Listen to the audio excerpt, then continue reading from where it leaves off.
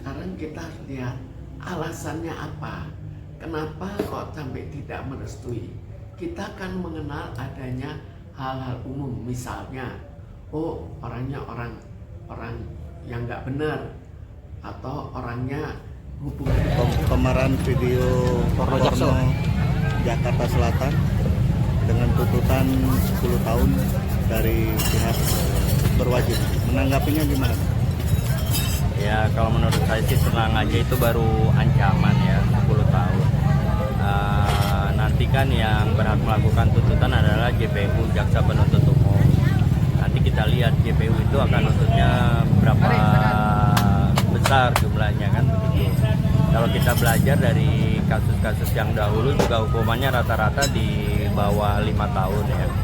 Mudah-mudahan mereka-mereka yang terlibat ya tidak sebesar itu.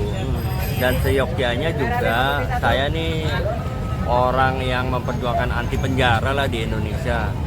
Saya kepingin ini semua penyelesaiannya dapat dilakukan secara pembinaan ya, daripada sembunyi-sembunyi. Kan banyak sekarang film-film porno ya, film-film porno tuh banyak dan dilakukan secara sembunyi-sembunyi dan masih banyak yang tidak ketangkap kan. Nah, seyogyanya ini menjadi introspeksi ya kepada pemerintah juga, karena mungkin minimnya lapangan pekerjaan, keahlian mereka kurang, mereka hanya mengandalkan kecantikan, kemolekan tubuh ya, dan hanya itu kemampuan mereka ya. Seyogyanya ada pelatihan-pelatihan khusus kepada mereka-mereka supaya tidak mengulangi perbuatannya, bukan langsung dipenjarakan, karena mereka kan intinya mencari nafkah. Kalau mencari nafkah berarti dia untuk memenuhi kebutuhan perutnya, seperti itu. Nah, kalau dia tidak punya kemampuan lain, skillnya hanya seperti itu, seyogyanya pemerintah juga bijaksana mencari jalan tengah, melakukan pembinaan terhadap yang bersangkutan agar bisa mandiri, agar bisa mencari nafkah di jalan yang benar, bukan sebentar-bentar dihukum dengan ancaman sebesar-besarnya. Banyak kok model-model yang bunuh diri karena masalah ekonomi juga. Coba bayangkan, siapa yang bisa nolong? Seperti di apartemen saya ada yang bunuh diri karena masalah ekonomi. Cantik-cantik, masih muda, umur 28 tahun kan. Jadi masalah sosial ini emang udah masalah, film-film ini memang sudah masalah lama, masalah klasik gitu kan.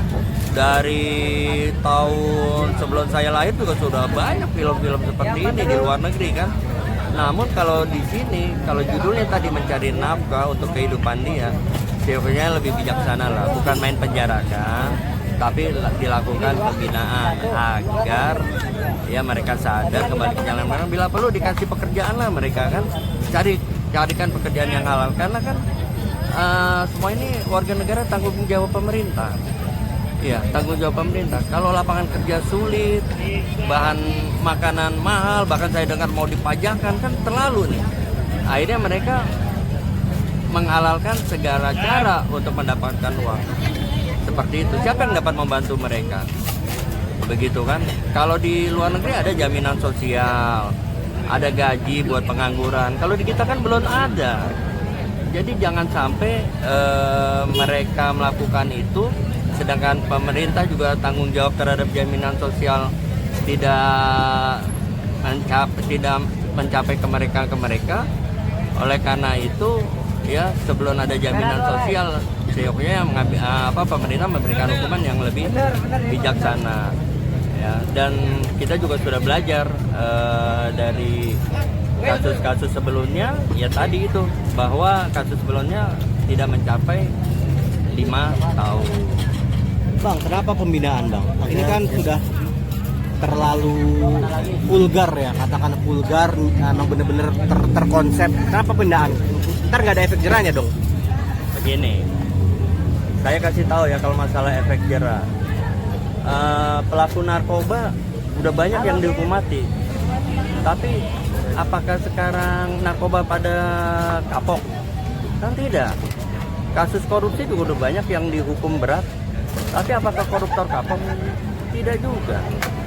Kasus begal banyak yang udah dihukum dan banyak yang jadi residivis, kan tidak kapok. Nah, ini solusinya apa? Akarnya kenapa sih mereka jadi berbuat jahat? Itu harus tahu akar berbuat jahat itu kenapa. Nah kalau mereka misalnya dibina dengan baik, siapa tahu berubah. Ada pengampunan, siapa tahu berubah. Apalagi skillnya ditingkatkan. Kan banyak juga artis yang sekolahnya tidak sampai SMA ada, akhirnya ikut paket A, paket B, paket C kan ada. Nah ini juga mungkin kan saya nggak tahu nih latar belakangnya. Saya memberikan gambaran secara umum. Kalau dia misalnya pendidikannya kurang, keahliannya kurang, ya haruslah dibina kan. Itu warga negara. Warga negara bukan musuh pemerintah kan. Harus disejahterakan karena kewajiban pemerintah adalah mensejahterakan rakyat.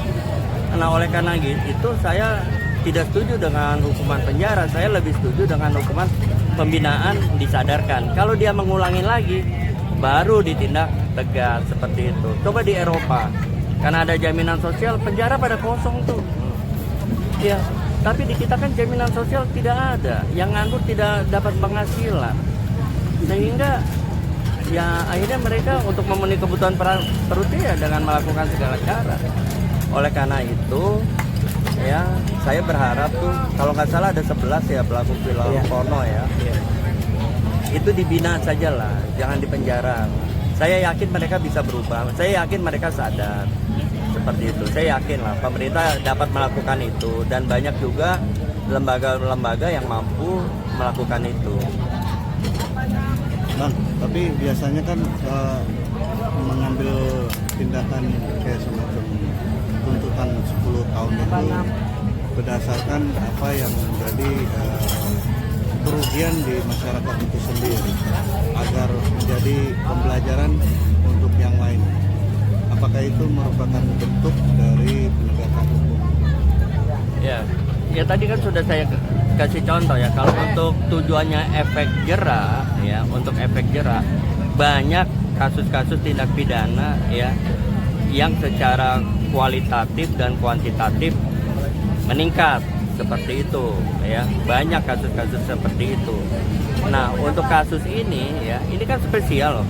Bayangkan kalau kita pelaku film-film porno itu kan, dia sudah merendahkan dirinya serendah-rendahnya sehingga mau bermain seperti itu. Udah serendah-rendahnya tuh, udah hal yang paling rendah. Kenapa sebabnya? Belum tentu gaya hidup, tapi kebutuhan hidup. Seperti itu. Kalau memenuhi gaya hidup ya mungkin caranya tidak seperti itu, dengan yang lain lah. Lain tanda kutip ya. Tapi kalau udah seperti itu, ini kelihatannya menurut saya adalah untuk memenuhi kebutuhan hidup. Nah kalau untuk memenuhi kebutuhan hidup jangan disalahkan lah. Ya, selama pemerintah belum bisa bertanggung jawab terhadap seluruh masyarakatnya begitu. Nah seyogyanya mereka yang seperti itu tadi dibina, dikasih pekerjaan, kalau masih mengulangi dia tidak kapok baru ditindak tegas, baru hukuman penjara. Penjara itu jalan terakhir lah. Mereka kan baru sekali, ya bukan residivis seperti itu. Jadi dibina dulu lah, jangan diancam penjara. Dibina, kalau sudah tidak bisa baru dipenjara, itu jalan terakhir.